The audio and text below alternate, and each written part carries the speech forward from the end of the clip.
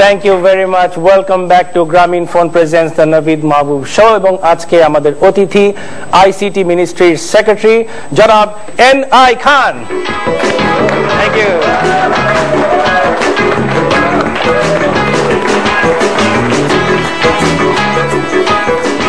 Thank you very much. আপনি আমাদের অনুষ্ঠানে এসেছেন। আপনি যে এত ব্যস্ত থাকেন এজন্য আপনাকে অনেক ধন্যবাদ। আপনাকেও ধন্যবাদ। আপনি তো শুধু যে আইসিটি মিনিস্ট্রি যে সচিব শুধু তাই নন, আপনি তো আমাদের ডিজিটাল বাংলাদেশ যে পুরা প্রোগ্রামটা এটারও ডিরেক্টর, অর্থাৎ হেড। সো কিভাবে এই সিচুয়েশনের মধ্যে পড়ে গেলেন আপনি? দেখুন, আমি নিজে সবসময় নতুন কিছু করাটাকেই পছন্দ করি, যে কোনো ইনোভেটিভ বিষয়গুলো। আর একটা বিষয় হচ্ছে কোনো নেগেটিভ জিনিসকে পজিটিভ করা, বা কিছু নাই সেখান থেকে একটা কিছু তৈরি করা। That's a great, absolutely, that is a fantastic mindset. তো আপনি যে পজিশনে আছেন বা যে কাজ করছেন এটা বড় ব্যাপার, কিন্তু কোনো বাধা পাচ্ছেন বা চ্যালেঞ্জেস কিরকম ফেস করছেন? বাধা অবশ্যই আছে, কিন্তু বাধা আমি মনে করি না। কেন মনে করি না? তার কারণ আমাদের দেশে আমি মনে করি যে আমাদের দেশে বেশিরভাগ ক্ষেত্রে আমরা যদি একজন কর্মকর্তাকে বা যে কোনোকে একজন কথা বলি যে এটা করতে হবে, প্রথমে বলে কি যে না এটা করা যাবে না, কারণ এটা নাই। আমি সবসময় এই জন্য আমার সহকর্মীদের বলি যে আপনারা এটা না বলে বলেন যে এটা করা যাবে, এটা লাগবে, একই জিনিস কিন্তু কথা কিন্তু একই, পজিটিভ। তো সে কারণে একটা বড় বাধা কিন্তু প্রথমেই না বলে। এই বিষয়গুলোকে আমাদের অ্যাডজাস্ট করাই, কারেক্ট করাই কিন্তু আমাদের দায়িত্ব। আপনি তো মানে অসম্ভব রকমের প্রোগ্রেসিভ, এবং নিশ্চয়ই যেটা একটু আগে বলছিলাম যে এর জন্য অনেক হয়তো বাধার সম্মুখীন হতে হয় বা মাইন্ডসেট নিয়েও আপনাকে চ্যালেঞ্জ ফেস করতে হয়। কিন্তু আচ্ছা, এখানে আমি একটু কথা বলি। আমি মাইন্ডসেটের বিষয়টা আমি বিশ্বাস করি না। কেন মাইন্ডসেটে বিশ্বাস করি না? আমি বিশ্বাস করি হ্যাবিট ফরমেশনের। তখন যেমন উদাহরণ হিসেবে যে মোবাইল ফোন ব্যবহার করার জন্য এই টেকনোলজির দিকে কে মাইন্ডসেট ঠিক করে দিয়েছে? কেউ ঠিক করেনি। মোবাইল ফোন ব্যবহার করতে করতে আমরা অভ্যস্ত হয়ে গেছি। কিন্তু আমি মনে করি যে কোনো একটা কাজ যদি সেই কাজটা তাকে করতে দেওয়া হয়, করার পরিবেশ সৃষ্টি করা হয় বা তাকে সহায়তা করা হয়, তাহলে কিন্তু এই কাজ করতে করতে তার হ্যাবিট ফরমেশন হবে। যেমন পাড়া একটা ছেলে আছে, পাড়া একটা মেয়ে আছে। আমরা যদি বারবার ওই ছেলেটাকে মেয়েটাকে বলি অমুকের সাথে অমুকের বিয়ে দেবো, অমুকের সাথে অমুকের বিয়ে দেবো, একসময় কিন্তু মনে হবে আচ্ছা বিয়ে করে দেখি কেমন হয়, যদি পছন্দ না হয়। তার মানে এটা একসময় কিন্তু এটা হয়ে যায়। সুতরাং আমি উল্টা দিক থেকে আসি। ইকোনমিক্সের আরেকটা থিওরির কথা বলি, সেটা হচ্ছে সবসময় আমরা ডিমান্ড সাপ্লাই এর পরে কথা বলি। সবাই বলে যে ডিমান্ড তৈরি করতে হবে, তারপরে আমাদের নাম দিতে হবে। আমি বলি নো, আগে সাপ্লাই দিয়ে দেন, দিলে ডিমান্ড হয়ে যাবে। কিভাবে? এটা হচ্ছে সেলস ল আছে একটা, supply creates its own demand. সুতরাং সাপ্লাই করতে হবে আগে, গ্রামে গঞ্জে টেকনোলজি দিতে হবে, গ্রামে গঞ্জে তাদের আদার ফ্যাসিলিটিজ, এই সার্ভিস দিতে হবে, অটোমেটিক্যালি তাহলে শিখে যাবে। এই ক্ষেত্রে অবশ্য অনেকে বলে দেখেন আমাদের তো প্রশিক্ষণ নেই, তাহলে আমরা কিভাবে করব স্যার? আমি বলি দেখেন মোবাইল ফোনে কে প্রশিক্ষণ দিয়েছে? কেউ দেয়নি, নিজে নিজে শিখেছে। তারপরেও কিছু দুষ্ট লোক আছে, কিন্তু অফিসার আছে, তারা বললেন না স্যার এটা কেমন কথা বললেন, সবকিছু ট্রেনিং হয়, ট্রেনিং ছাড়া কিভাবে হয়? আমি তখন বলি কি দেখেন আপনি বিয়ে করছেন? করেছি। বিয়ের আগে কোনো টেস্ট ট্রেনিং নিয়েছেন? বিয়ের আগে যদি কেউ ট্রেনিং নেয় তাহলে ওকে বলে আমি আর বিয়ে করব না, সে তো দোজো বেরে। সুতরাং তারপরে বলে যে না স্যার দরকার নেই, আমরা পারবো। তারপরে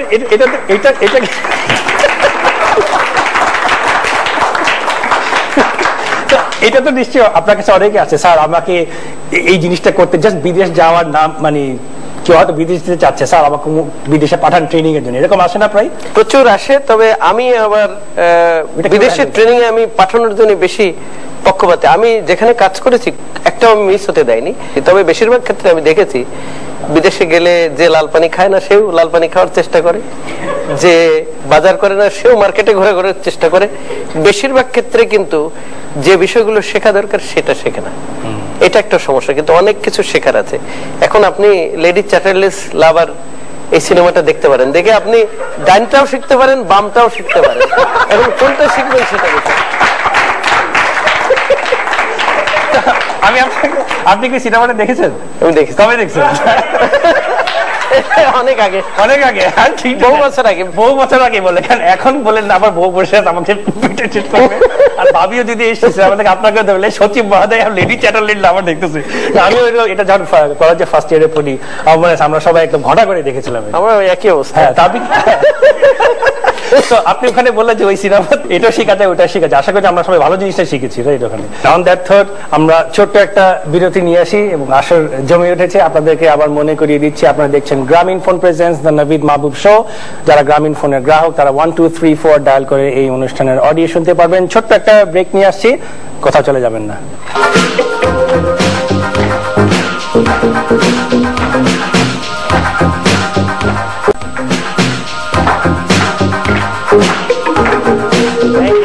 Thank you very much. Thank you. Welcome back to Gramin Phone Presents the Naveed Mahbub Show এবং আমাদের এই এপিসোডের অতিথি হচ্ছেন আইসিটি মিনিস্ট্রির সেক্রেটারি জনাব এনআই খান। স্যার, আমরা খুব মজার আলাপ করছিলাম যে আপনার ফিলসফি নিয়ে আলাপ করছিলাম। তো এখন একটু অন্যদিকে যাই, যে আপনি তো আইসিটি মিনিস্ট্রির সেক্রেটারি, আপনি নিজে কি টেকনোফাইল, যে আপনি সবসময় গ্যাজেট নিয়ে গুতাগুতি করতে পছন্দ করেন? তবে আমি নতুন টেকনোলজি সম্পর্কে আমার আগ্রহ আছে। নতুন কোন জিনিস আসলে সে সম্পর্কে খোঁজ রাখা। আমি যে খুব ভালো পারি এই বিষয়ে তা ঠিক না, তবে বোঝার শেখার চেষ্টা করি। অনেক সময় অসুবিধা হয়, কমিউনিকেশনের সমস্যা হয়, তখন হয়তো দেখা যাবে আমি একটা জিনিস চাচ্ছি, আমি হয়তো হার্ট ঠিক করতে যাচ্ছি, দেখা যাচ্ছে স্প্লিনের গন্ডগোল হয়ে গেছে। সেরকম প্রায় হয়। যেমন আমি দেখেছি যে আমার অভিজ্ঞতায় একবার ট্রেনিং একাডেমিতে কাজ করছি, তো ট্রেনিং একাডেমি থেকে একটা বাড়ি ভাড়া করতে হবে, তার কারণ এডিসি দের ট্রেনিং এর জন্য। এইটার জন্য ওয়ার্কস মিনিস্ট্রির অনুমতি লাগে। তো ওয়ার্কস মিনিস্ট্রিতে আমি বসেছি। তো তার আগে আমি বিদেশ থেকে কিছুদিন ট্রেনিং করে একটা বিশ্ববিদ্যালয় থেকে এসেছি, তো কিছুটা ভদ্রতা শিখেছি। তো একজন সুন্দরী মহিলা তখন বসে আছেন ওখানে, না আমি বসে আছি, একজন সুন্দরী মহিলা আসলে তাকে আমি উঠে বসতে দিলাম। আমার জুনিয়র আরেকজন ছিলেন, উনি মিজান সাহেব, এখন আমেরিকাতে আছেন। তা সে তখন তার চেয়ারটা ছেড়ে দিল, দিয়ে আরেকটা চেয়ার নিয়ে বসলো, আমি পাশে বসে আছি। কিছুক্ষণ পরে ওই ভদ্রমহিলা আমাকে জিজ্ঞাসা করলেন যে আপনি কি কাজে আসছেন। তা আমি একটু আর চোখে দেখে নিয়েছি যে উনি কিন্তু একই রকম কাজে আসছে আমার মতো, বাড়ি ভাড়ার ছাড়পত্র। তা আমি ওনাকে বলেছি যে আমিও আপনার মতো ক্লায়েন্ট। যখনই বলেছি তখন উনি একেবারে রেগে যেয়ে বলছে যে আপনি আজে বাজে কথা বলেন কেন। তো আমি তখন ওনাকে আমি আস্তে করে বলেছি, আমি খুব চাপা গলায় বলছি, আমার সামনে ডেস্ক অফিসার আছে, খুবই লজ্জা পেয়েছি। আমি বলছি আপনি অপব্যাখ্যা করছেন কেন এই বিষয়টা। এটা বলাতে আরো উচ্চস্বরে বললো আপনি কি বলছেন আমি বুঝি না, মনে করেন আমি ক্লাস 1 অফিসার। এটা বলার পরে আমি তো খুবই, আমার ঘামটাম ছুটে গেছে মাথা দিয়ে। কিছুক্ষণ পরে উনি চলে গেছেন, যাওয়ার পরে তখন আমি চিঠিটা আর একটু ভালো করে দেখার চেষ্টা করলাম যে কোন অফিসের। তো দেখলাম মিরপুর ফ্যামিলি প্ল্যানিং এর অফিসার।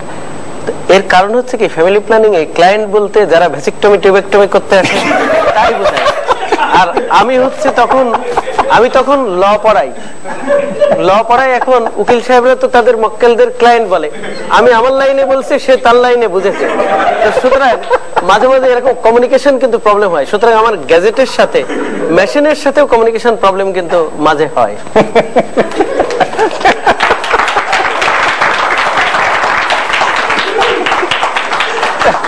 আমি ভাবলাম যে আপনি কিন্তু সবগুলিকে যোগসূত্র করার চেষ্টা করছি। একবার লেডি চ্যাটার্স লাভবান, একজন একটু আগে বললেন যে gazetted first class officer Birpur থেকে এসেছেন, আবার এখন এটা কিন্তু আসলে সত্যি ঘটনা না, তত বটেই, বাট ভেরি ইন্টারেস্টিং স্টোরি। আরেকটা ব্যাপার আপনি যেটা বললেন যে এর আগে আমরা অ্যাকচুয়ালি আলাপ করছিলাম, আপনি বললেন যে আপনি খুব কেয়ার করেন না যে আমাকে কেউ অপমান করুক, আমি অসুবিধা নেই, কারণ আমি কোনো কিছু ভুল করছি না। এবং সচিব হিসাবে কিন্তু আপনি একজন পুলিশ এসকর্ট পান, কিন্তু আপনি ব্যবহার করেন না, বা সিকিউরিটি পান ব্যবহার করেন না, সেটার কারণটা কি? আমি মনে করি একজন পুলিশ আরো 10, 20, 100 জনের নিরাপত্তা দিতে পারে। আমি কিন্তু একটা গাড়িতে চড়ি, সিকিউরড কিন্তু গাড়ি, সহজে আমার কাছে ছিনতাইকারী আসতে পারবে না। সুতরাং আমি অলরেডি সিকিউরড। আমি মনে করি না আমার পুলিশের বেশি প্রয়োজন। তারপরে হচ্ছে আমার বয়স 50-এর ঊর্ধ্ব, আমি কতদিন বাঁচবো? 1000 বছর তো বাঁচবো না। সুতরাং আবার মারলে হয়তো 10 বছর আগে মারা হলো, কিন্তু একটা ইয়াং লোক যদি মারা যায়, তাকে যদি পুলিশ প্রোটেকশন করে, সে এখনো কিন্তু 50 বছর 60 বছর বাঁচবে। সুতরাং আমি সবসময় লাভ চিন্তা করি, কোথায় লাভ আছে কোথায় ক্ষতি আছে, হিসাব কিতাব করে কিন্তু চলি। এখানে আমি মনে করি যে আমার চেয়ে সে যদি ব্যারাকে থাকে অন্যকে চোখে দেয়, তাহলে সেটাতে বেশি লাভ হবে। কিন্তু এটাতে আমাকে অনেকে ইয়ার্কি করে, রসিকতা করে, জোক করে। যেমন আমি আমার বাসাতে আমি যেটুকু পানি খাবো সেইটুকু আমার মগে নেই, তার বেশি নিই না। সেটা কেমন, আমি ওষুধ খাওয়ার সময় আমি দেখেছি অনেকে এক ঢোক খান কিন্তু পুরো গ্লাসে পানি ঢেলে দেয়, দিস ইজ আওয়ার কালচার। কিন্তু আপনি চিন্তা করেন আমাদের 16 কোটি মানুষ, আমরা যদি প্রত্যেকদিন 3 গ্লাস করে নষ্ট করি তাহলে কত কোটি নষ্ট করি গ্লাস, এবং এই পানিটা কিন্তু ওয়েস্ট হচ্ছে, এখানে ব্যাকটেরিয়া হবে, ময়েশ্চার বাড়াবে, অসুখ বিসুখ হবে, এর কিন্তু আদার ইমপ্লিকেশনস আছে। কিন্তু আমরা কিন্তু কনভেনশনাল উইজডমে কিন্তু এর বাইরে যারা তাদেরকে আমরা কিন্তু খারাপ মনে করি, কিন্তু এই জিনিসগুলো কিন্তু বোঝানো দরকার। যেমন আমি একটা উদাহরণ দিই, এটা হয়তো বিপদ হতে পারে কনভেনশনাল উইজডম, কিন্তু একজন ময়মনসিংহ এর ওইদিকে ঢাকা থেকে মোটরসাইকেলে যাচ্ছে সকাল, শীতের সকালে, তো জ্যাকেটটা ঠান্ডা লাগে, তো সে জ্যাকেটটা উল্টা করে পড়েছে, পিছন দিকে খোলা চেন, যাওয়ার পরে অ্যাক্সিডেন্ট করে পড়ে আছে। একজন কৃষক পাশে চাষ করছিল, সে দেখে অ্যাক্সিডেন্ট হয়ে চলে আসছে, এসে দেখে জ্যাকেট এই দিক থেকে পড়া, মাথা তালি ঘুরে গেছে, তখন দুইজনে মিলে মাথা তার ঘুরাই দিয়েছে পিছনের দিকে। তো এই বিপদটা হয়তো হতে পারে, কিন্তু এই বিপদটা হলেও একটু উল্টো দিকে যেতে হয়। এই প্রসঙ্গে আমি বলবো, আমি খুব very strong follower Bernard Shaw বলছে, আমি প্রায় বলি আমার বক্তৃতায়, বার্নার্ড শ বলেছে যে reasonable people adjust to the world, unreasonable people try to adjust world to themselves. All progress therefore depends on unreasonable people. So I always request my colleagues, I request you all, be unreasonable. Yes. Otherwise কোনো innovation হবে না, এবং otherwise কোনো invention হবে না। Small bit innovation one day creates invention. Fantastic. আমাদের ইচ্ছা করছে যে আরো অনেকক্ষণ গল্প করি, কারণ আমি জানি যে আপনার সাথে গল্প করলে মজার শুধু কথাই যে বের হয় তা না, অনেক ইন্সপিরেশনাল কথাবার্তা বের হয়। এবং আজকে আমি একটা এন্ডোর্সমেন্ট ডেফিনেটলি পেলাম যে আমাদের এই শোটা আশা করি unreasonable, so that we can be very innovative and very innovative. Thank you very much. এবং আপনারা যে, তবে লাস্টে আমি একটা কথা বলতে চাই সবার জন্য, সেটা হচ্ছে দেশীয় ইন্ডিজেনাস কথা। এখানেও আমি সবসময় বলি, সেটা হচ্ছে যে আমাকে বলে অনেক সবার একটা মার্কা থাকে, কিন্তু আমার মার্কা হচ্ছে লসিমন করিমন মার্কা। তা আমার সহকর্মী বলে এটা কি মার্কা, আমাকে বলে না স্যার টেলিভিশনে বলবেন না, এটা খারাপ দেখা যায়, আপনি সচিব মানুষ এরকম। আমি বলি যে না, আমি এটা বলবো, দিস ইজ মাই মার্কা। এই মার্কা মানে কি, গ্রামে কিন্তু এক ধরনের গাড়ি চলে লসিমন এন্ড করিমন, আপনারা চেনেন নিশ্চয়, এবং এই লসিমন করিমনের কোনো ব্যাক গিয়ার নেই। তার মানে যে কোনো সিদ্ধান্ত নিলে তাদেরকে এক্সিকিউট করতে হবে। আমি পাইলট প্রজেক্টে আমি বিশ্বাস করি না, পাইলট প্রজেক্ট হচ্ছে দোনমনো। আমি বিশ্বাস করি যে প্রেম যদি করতে হবে তাহলে বিয়ে করতে হবে। সেই জন্য লসিমন করিমন মানে নো ব্যাক গিয়ার, আপনাকে আগে আগাতে হবে। তার মানে এই না কাউকে চাপা দিতে হবে, যদি সামনে পড়ে হয়তো থামতে হবে, তাকে সরিয়ে দিতে হবে, একটা ডিভাইস বের করতে হবে, একটা জিনিস বের করতে হবে, যার ফলে চাপা দেওয়া যাবে না, কিন্তু ব্যাক গিয়ারে দোনমনো করা যাবে না।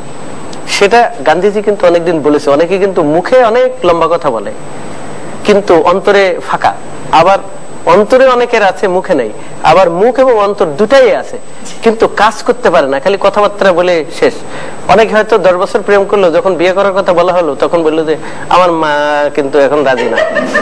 হ্যাঁ, তাহলে কি, তাহলে হচ্ছে মাই মার্কা ইজ লসিমন এন্ড করিমন, বাট যদি মোডাস অপারেন্ডি কি হ্যান্ড, হার্ট এন্ড হেড, তিনটের সমন্বয় করতে হবে। এখানে কিন্তু একটা নেটওয়ার্ক করতে হবে, হেড, হার্ট এন্ড হ্যান্ড, তিনটের সমন্বয় না হলে কিন্তু আসলে কোনো আউটকাম হবে না। This is my last message. Thank you very much. এবং কি বলেন মার্কাটা আবার? Loshimon and Korimon, no back gear. No back gear, তো তিনটা জিনিস যে we have to be unreasonable, Loshimon Korimon মার্কায় আমাদের চলতে হবে, এন্ড নো ব্যাক গিয়ার। এবং সেই ইন্সপিরেশনে আমাদের অনুষ্ঠানের আজকে শেষে চলে এসেছি। আবারও বলছি যে আমাদের অতিথি ছিলেন আইসিটি মিনিস্ট্রির সম্মানিত সচিব জনাব এনায়েত খান। অনেক অনেক ধন্যবাদ, আপনি সময় করে আমার এই অনুষ্ঠানে এসেছেন।